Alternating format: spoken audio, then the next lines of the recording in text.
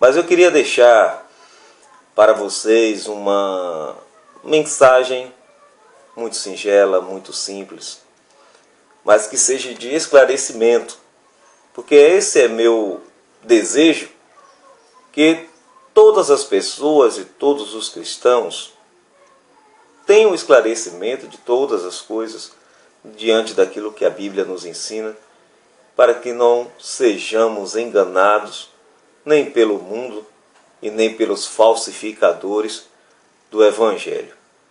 Então, essa é um trabalho da comunidade Caminho da Graça, através daqui do Reverendo Israel, e aqui nós vamos, na verdade, trazer uma coisa que você precisa aprender. Primeiro, é que Jesus, ele não veio para criar nenhuma religião.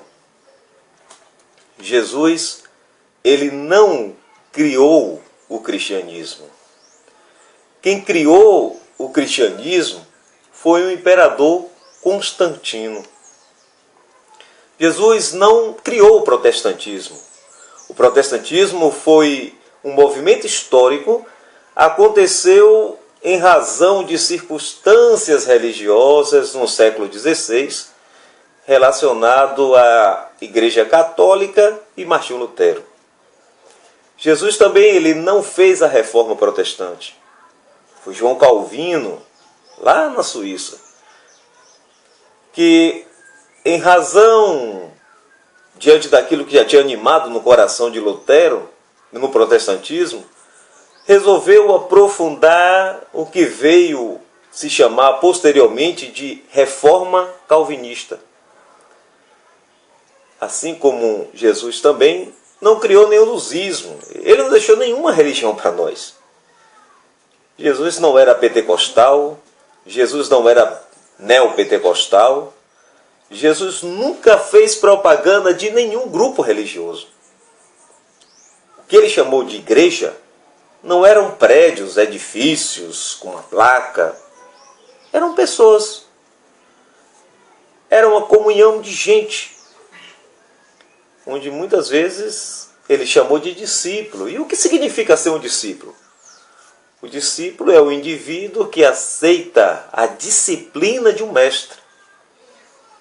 E essa disciplina desse mestre, Jesus, não é disciplina de exterioridade. Não tem a ver com não coma isso, não beba aquilo. Pelo contrário. Se você ler no Evangelho de Marcos, no capítulo 7, você vai ver que Jesus considerou puro todos os alimentos e ainda acrescentou, dizendo que o que contamina o homem não é o que entra pela boca, é o que sai da boca, é o que sai do coração. Não é aquilo que a gente come ou que a gente bebe.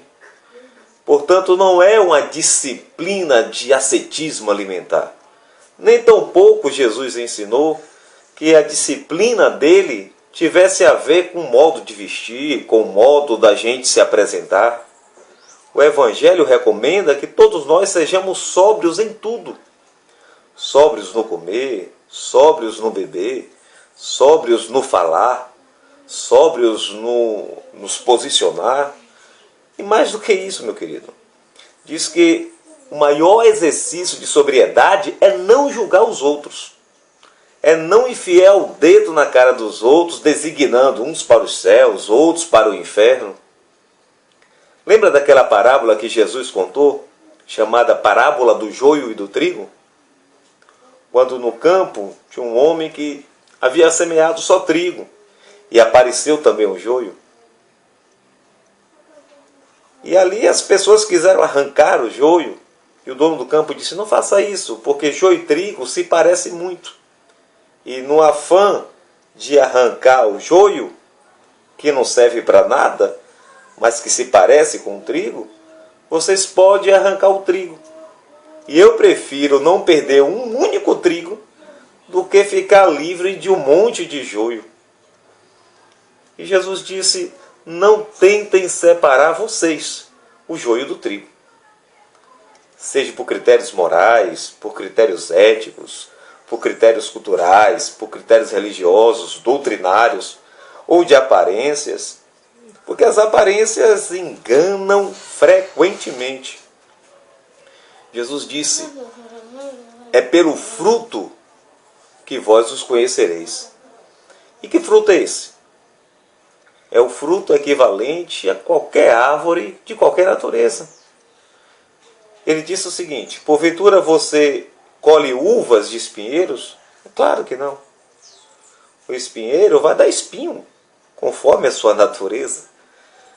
A mangueira vai dar manga, conforme a sua natureza. A figueira vai dar figo, conforme a sua própria natureza. Portanto, ao dizer que o fruto tem a ver com a natureza do ser, Jesus estava dizendo que o fruto era aquilo que procedia do ser humano. Ele associou isso a uma manifestação sublime e suprema. Ele disse que o fruto do Espírito Santo em nós é amor. Somente amor.